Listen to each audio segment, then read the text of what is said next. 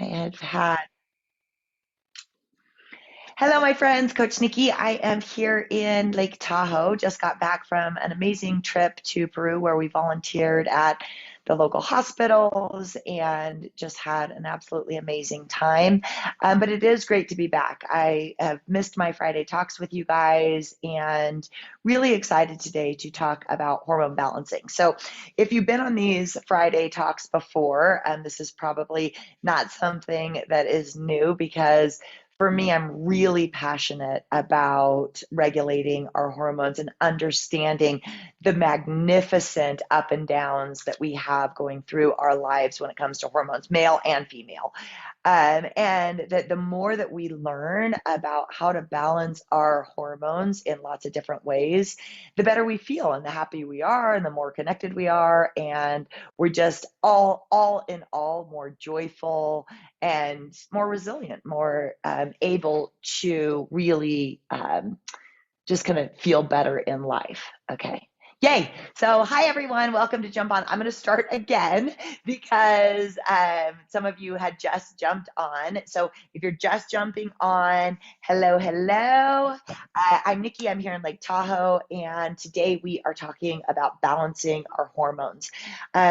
Incredibly passionate about this because I really feel like our hormones they can cause havoc in our lives. They can cause weight gain, depression. They can uproot great relationships that we have, but they can also really help us in feeling calm and serene and sleeping well and our metabolism and all of that good stuff. So if you're just jumping on, grab a pen, grab a piece of paper, type in where you're calling in from. So I always go back and I read the comments. If you are logging in on from like either YouTube or from our Kaya app or from Facebook, I go back and make sure that I answer any questions and just really want to speak to what is your concerns and how I can be really helpful to you. So we have a lot to cover. I'm going to go over 6 pillars of balancing our hormones, but I first want to start with some questions for you because sometimes it is a little bit confusing to know what to ask for from your healthcare providers when it comes to like blood draws, when it comes to what supplements should I take, when it comes to what is it that I can do to balance my hormones. So when you go to, or if you go to, you might be just fine, or maybe you can do some little changes and the things that we're going to talk about, and maybe you don't need to talk to your healthcare professionals about it. But if you're having issues, it's important that when you go to them, you kind of understand yourself where you're sitting in like the sea of hormones. And the first thing that I like to ask is, how are you right now compared to previous times in your life? So if you are 20, how are you compared to when you are first like menstruating or first hitting adolescence if you're a male? If you are 30, are you feeling different than when you were 20, 40, 50, 60, 70, 80, 90? I want you to kind of think about like in general, and I'm going to go through the pillars. And as I'm talking, just kind of rate yourself on how you're doing in these specific pillars.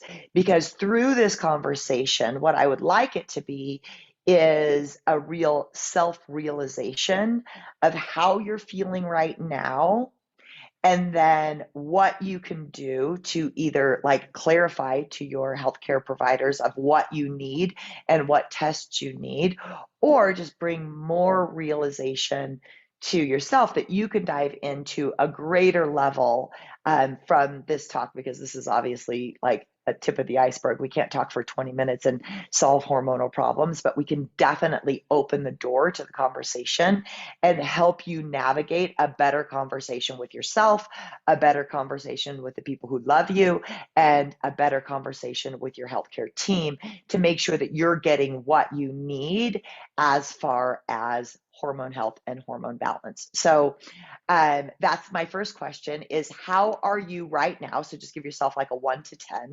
10 with the 6 pillars that we're going to talk about comparatively to a decade ago, comparatively to in your 20s, in your 30s, when you were feeling like really good. And maybe you're feeling better because you've actually put in the work to regulate your nutrition, regulate your sleep, regulate your exercise, all of these things. So as I'm asking you these questions, give yourself 1 to 10 on how you're feeling in the 6 pillars. So how are you feeling with your nutrition? So not necessarily, because we'll dive into like what to eat, when to eat, why to eat, all that kind of stuff. But in general, are you digesting well? Like, do you feel when you eat food, do you feel like a plummet in your energy, or do you feel more energized? Do you feel bloated after you eat, or do you feel like that food is like proper fuel for your energetic levels? How are you doing with like different food allergies? What's happening with your nutrition? So just in general, big, broad question, give yourself 1 to 10. How are you feeling with your nutrition and how it's assimilating in your body and making you feel day to day? Okay. Question number 2 is, and you can always come back to these, of course, because I talk fast. I flow through these quickly because I have a little bit of time with you and I want to dive into a lot of things. So hopefully this is just going to prompt you to dive into it on a deeper level. Number 2 is exercise. So how is exercise feeling to your body? Again, we're going to get into the details of how to exercise properly for hormone balance, but I want to ask you, when you exercise, are you recovering well? Are you excessively sore? Does it feel like it creates inflammation? Or when you exercise, does it like release the serotonin and make you feel happy? How often are you exercising? Are you motivated to exercise? How's your energy with exercising? How's your state of well-being? So again, give yourself just like a 1 to 10 on your exercise.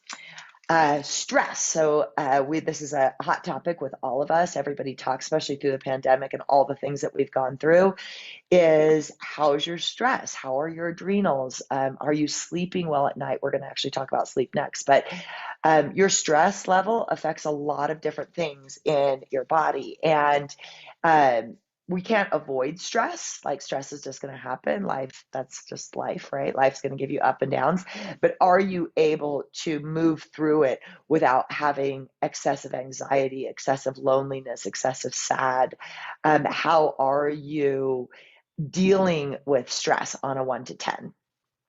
Okay, now we're going to rate ourselves. And if you're just jumping in, just jump straight in. You can rewind and listen to it later on replay. If you're watching it replay, just write replay and you'll get the recorded version on YouTube. But just jump right in, grab a pen, grab a piece of paper, and rate yourself on your sleep. So how quickly do you fall asleep at night? Do you wake up with interrupted sleep? How do you, when you wake up in the morning on like a level of 1 to 10, do you feel rested? Do you feel like, or exhausted? So kind of just rate yourself on your sleep and how you're feeling when you go to sleep.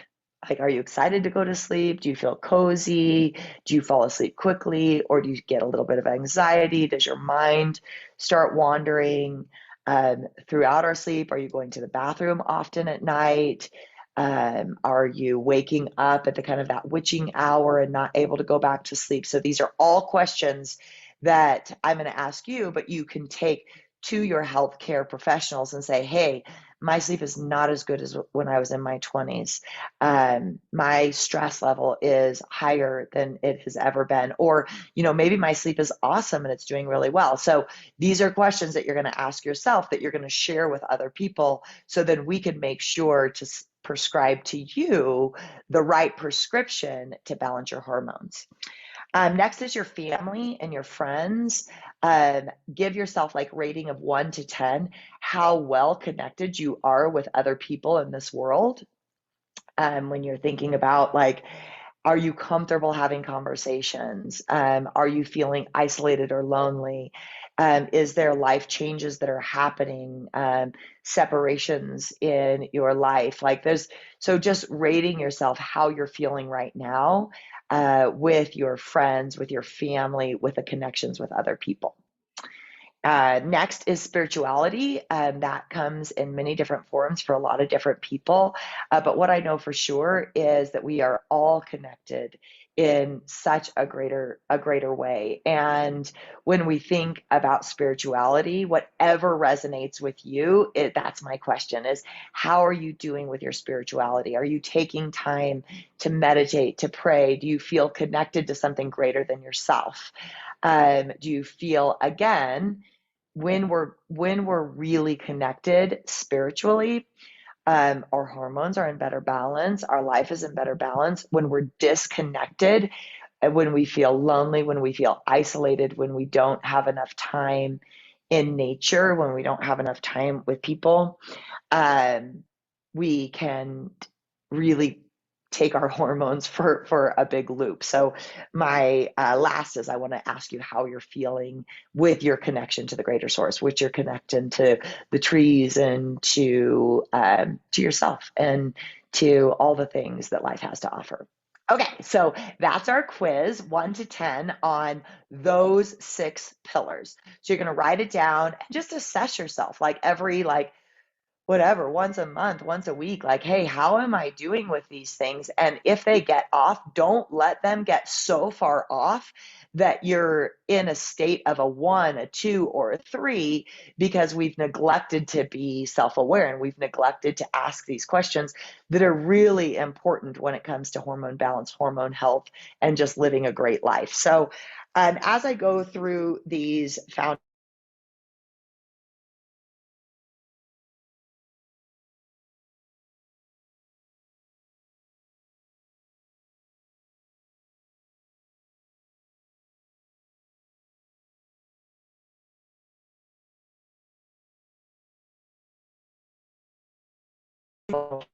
I 3 to 6 months. So when you want to go in and you want to get these like markers done, you can ask your healthcare provider, but just, really make sure first that they're intrigued and that they've studied hormone health and that they know what tests to ask, what tests to, like, what labs to draw, and then don't be afraid to look around and add someone else. It doesn't mean that you need to kick someone out of your healthcare team, but maybe you just need to add a naturopath. Maybe you need to add somebody who is an expert in hormone balancing and can really help you navigate this wide world from puberty all the way, to the end of our lives, male or female. Females are more complicated, but this hormone regulation. So I really like to know if I'm helping you in your health and your results and your nutrition and your exercise. I like to know where you are right now. So if you've had a blood panel drawn, I like to see, like, what are your vitamin D levels? What are your vitamin B levels? How are your adrenals functioning? Where are you in your hormonal cycle? So then I can really look and kind of give you more like unique advice on how and what to do. So this, what I'm talking about, is very vanilla. It's very at the top of the depth when it comes to hormone balancing, but it will be really helpful. So I'm going to start with food, because food is the number one thing that you can do to really balance your hormones. And little micro changes over a long amount of time is where you're going to get the most benefits. So doing these like crash diets, doing starvation diets, doing things like cutting out all carbohydrates, or whatever, all of the kind of like ups and downs of dieting cause a lot of havoc on our balance of our hormones. Like as women, Our hypothalamus is very sensitive. Our progesterone and estrogen, and especially if you are thinking about having a baby or you're kind of moving into that world, it's really important that we're gentle with our food, but we really want to, of course, focus on as much whole foods as possible, eating as many vegetables as we can because those have a lot of micronutrients, and then start diving into maybe the idea of like intermittent fasting. So intermittent fasting is just taking a break. We've done this in Kaya for the last 20 years, is we've talked about stop eating 3 to 4 hours before you go to bed. Let your pancreas take a rest, let those insulin levels come down, let your natural cortisol drop, and then let that melatonin start rising. So then you get more restful sleep, but you're not digesting as you're sleeping, because as you're sleeping, your hormones are starting to regulate, your body is cleaning, your brain is like, there's actually like a cleansing and a rinsing of your brain, and all of this helps your hormone balance. So if you're like on your period, it's important to sleep more that week before you start your period. It's really important to give yourself that rest, not push really hard. Be gentle, of course, still exercise, still go to your exercise classes or Kai, but just take it easy. Take a step back and listen to your body. So when it comes to your food, intermittent fasting is just taking a longer break. The longer the fasts, especially like when you're going into, it's tricky with women. Like you don't want to fast like a man. Men can do this intermittent fasting, lose tons of weight, and feel absolutely great with intermittent fasting. Where sometimes with women, with our hormone functions, we can not feel so great, and we can kind of put ourselves into this like unrest. So I'll do like a whole show on intermittent fasting. If you're interested, please type it in, and I can do it soon. But just know it's good for all of us to stop eating 3 hours before we go to bed. And then when you wake up in the morning, don't eat till you're hungry. Give yourself that little break. That's good for our hormones. It's good for cleansing.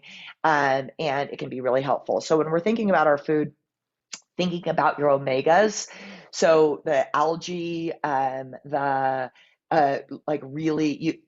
I do take a omega supplement. I also add chia seeds to almost everything, hemp seeds. You can just Google like the things that are really high in omega-3 fatty acids, pumpkin seeds. So just including foods with those really good omegas help balance our hormones no matter where we are. A lot of times as we go through like menopause, or when we go through like our hormonal shifts, we need more of the good stuff than when we feel really balanced. So when you're feeling off, you're feeling cranky, maybe you want to add some ashwagandha, maybe you want to add some maca, some of these like ancient roots that have been used for thousands of years to help naturally regulate your hormones in the food that you eat. So when you're thinking nutrition is eat regularly, try not to snack too much, have like 4 hours in between your meals. Again, if you're feeling off, it's better to restrain a little bit from incessant snacking, especially on processed foods, and really focus on warming natural foods, that like more soups, smoothies, steel cut oats with lots of like really great foods in them, that make you feel balanced and calm. So nutrition, yikes, we run so close, so close with time. I wish I could be with you guys forever. So food, then as we're thinking about our exercise is equally as important. You should be doing resistance type exercise at least 3 to 4 days a week, and then walking and getting your heart rate up for 150 to 180 minutes per week.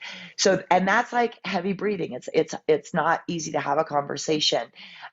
Doing resistance training, when you work on your big muscles like your glutes and your back, it actually helps increase your natural testosterone levels, which increases your energy, your vitality, your strength, your sex drive, all of those things. So working those big muscles, working your posture, your pelvic floor is really important, male and female, is there's so much like blood flow. And a lot of times when we sit too much, we have blood restriction. When we don't do like our lower transverse abdominal exercises, that has a huge play into hormone disruption. So when you're thinking about your exercise, just show up consistently. Find something fun that you like, but find challenge. Like it's really good to be challenged. So find your challenge, do a regular exercise class. It's really great to have a coach be able to look at you. You can always join me live stream on Fridays at 9 a.m. It's free. You can bring a friend. You can sign up on our Kaya Fit app. You can come. I can help you and look and watch and help you with your form, but find a coach that really cares about you. Strengthen your pelvic floor, strengthen those big muscles, because all of that is going to be a really important key to balancing your hormones. Next is stress. Like I was talking about before, we're more stressed than ever, but it is, even though stress is inevitable in life, there's really great things that we can do to take it down a notch. So I always and often think about like in the wild is like there's a beautiful deer and she's like grazing and eating, and here comes a lion and her adrenals and everything spikes and she's like, ah, fight or flight, and she runs, and then she runs fast enough to save her little life. The lion goes away and she quickly calms down. That is a positive stress. We're going to have positive stress in our life. We're going to have negative stress in our life. It's inevitable. But how you deal with it, if you're like this all day long and you're reminiscing about that lion that almost ate you all day long and you're telling everybody else about it and you're stirring up just all of this conversation in your head, that's called chronic stress. And that wreaks havoc on our hormones. So as often as you can, notice, hey, I'm stressed. My stomach is hurting. I'm feeling butterflies. My shoulders are up to my ears. I don't feel good. Okay, what can I do? I can take a big breath. I can try to go outside and look at the sun. I can take myself out of the situation, even if it's just for a second. I can even go into the bathroom and shut the door and take a breath. I just make a list of like 7 things that make you happy, maybe listening to different music, maybe a podcast, just connecting to somebody awesome. So just write those 7 things down and then have those in your back pocket. So when everything in your life starts like crunching in on you, you have tools that can take you down, even if it's just a couple minutes, that can take your stress down. Sleep is, I keep saying like, no, this is the most important. No, this is the most important. If you're not sleeping, you're going to be a mess. It is what it is. And sometimes our hormones are it's like the chicken or the egg. Sometimes our hormones are keeping us up at night because our progesterone levels are dropping. Maybe it's causing us sleep apnea. Maybe it's causing us just like these hormonal imbalances. But there are things that you can do to help your sleep. Blackout, so make sure your room is dark. I sleep with eye masks.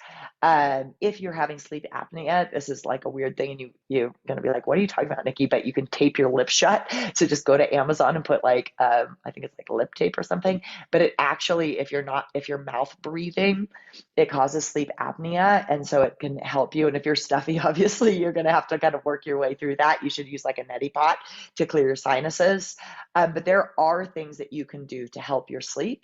And like sleep, like prescription sleep, I'm not saying that anything's wrong, but there are side effects. So try everything else first. So try the dark room, try no electronics at night, turning off everything, low light. Light in the morning is good. It increases that cortisol.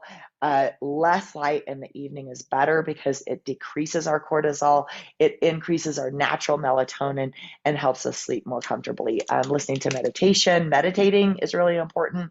So just getting a sleep ritual and sticking to it. And then if you do wake up in the middle of the night, don't freak out about it. Just think about, like, you don't always have time to meditate in the day, so meditate at night. Uh, just breathe, think about your toes, think about your ankles, like just bring gratitude to your life, to your body, and then let yourself meditate deeply, because that also can give you benefits just as sleep does. So don't freak out. Just know this too will pass. You're going to fall back asleep. Hopefully, you can go to sleep a little earlier. Maybe you can sleep in a little bit more, but try to be consistent with your sleep time as well. Okay, so family and friends, your connection to other people is incredibly important. We are not meant to be alone in this world. We are meant to be deeply connected.